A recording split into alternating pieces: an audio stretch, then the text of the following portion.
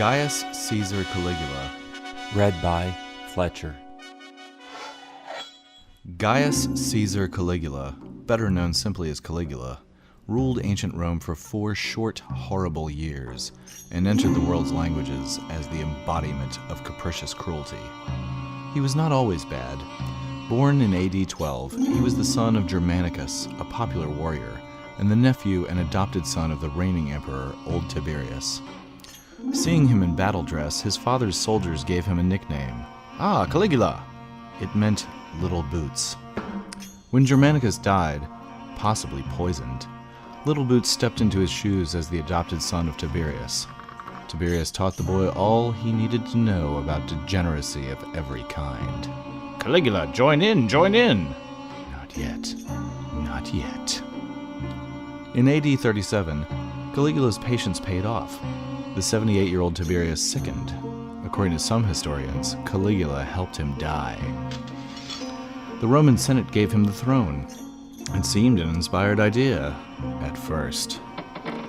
Caligula cut taxes, restored the aristocracy that Tiberius had gutted, declared a general amnesty. Romans loved him. But even then, a certain spiteful nature began to emerge. He delighted in tossing gold coins to the ground in front of his supporters so that they would have to scramble to retrieve them. Then, just 6 months into his reign, Caligula caught an illness that brought with it raging fever and delirium. For weeks he lay strapped down to his imperial bed, writhing and screaming in agony. The Caligula that rose from the sickbed was a different man. The fever had affected his brain and left the emperor mad. He decided to be an absolute monarch, modeled after the pharaohs of Egypt. Down, all of you down! How can you stand my glaring light? He dressed himself up as the heroic mortals of mythology. Now I'm Hercules, and I'm off to destroy Cerberus. Right? Right? But it wasn't long before he made the jump into godhood.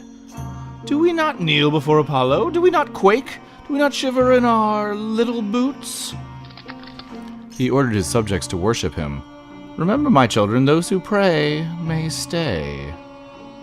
Rumor held that he replaced a Jupiter statue's head with a likeness of his own, and that, like the pharaohs, he married his sister Drusilla. Brother, is that you?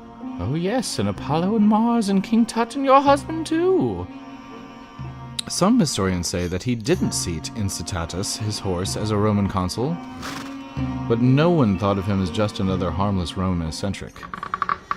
Caligula's extravagance was legend, and he built a bridge of ships across the Bay of Naples for a mock battle, and spent a fortune on the spruce goose of the day, a galley with 10 banks of oars. To keep the people happy, he gave them bread and circuses. When he had spent the last of Tiberius's hoarded millions, he began stripping the aristocracy that he had once revived. But, Your Majesty, you ruined me.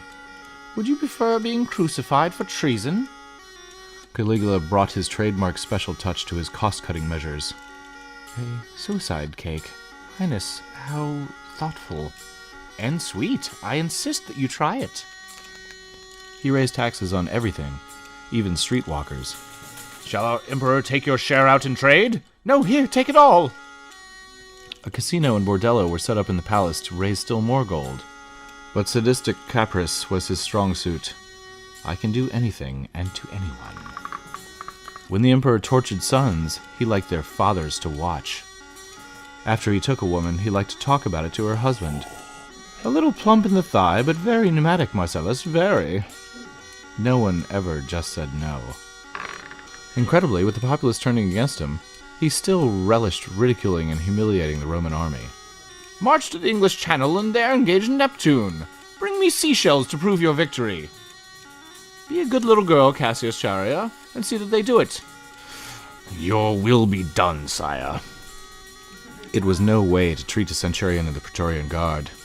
By now, Caligula had grown into a balding, middle-aged man of 29. Debauchery had taken its toll. He suffered epileptic-like fits and terrible twitching, slobbering convulsions. Surrounded by people who wished him dead, Caligula maintained his foolhardy courage. Without guards, without weapons, he made his usual rounds. It was as though he was daring the dissatisfied populace to try to eliminate him. Finally, his enemies took his dare. A group led by Centurion Cassius Charia caught him in the imperial theater, and stabbed him 30 times. To the very end, he urged them on. I'm still alive. I'm still alive. And so he was, but not for long.